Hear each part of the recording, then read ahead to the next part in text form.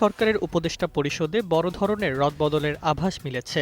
দায়িত্বশীল সূত্র জানিয়েছে, ছাত্র প্রতিনিধি দুজন সহ কয়েকজন উপদেষ্টাকে বিদায় জানানো হতে পারে। একই সঙ্গে নতুন মুখ আসছে গুরুত্বপূর্ণ দপ্তরগুলোতে। আগামী ১ মাসের মধ্যেই এই পরিবর্তনের প্রক্রিয়া শুরু হবে।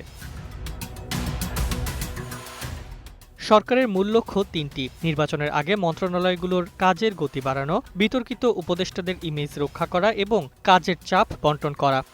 ঘোষিত ২০২৬ সালের ফেব্রুয়ারির জাতীয় নির্বাচনকে সামনে রেখে অন্তর্বর্তীকালীন এই সরকার নিজেদের কার্যক্রমকে আরও গুছিয়ে নিতে চায়। বর্তমানে ২২ জন উপদেষ্টার হাতে ৪১টি মন্ত্রণালয় রয়েছে। এর মধ্যে মোহাম্মদ ফাউজুল কবির খান ও শেখ বশিরউদ্দিন সামলাচ্ছেন ৩টি করে মন্ত্রণালয়। পাশাপাশি ১০ জন উপদেষ্টা সামলাচ্ছেন ২টি করে মন্ত্রণালয়। সবচেয়ে বেশি দায়িত্বে আছেন প্রধান উপদেষ্টা ড. মোহাম্মদ ইউনূস। মন্ত্রিপরিষদ বিভাগ, প্রতিরক্ষা, সশস্ত্র বাহিনী, জনপ্রশাসন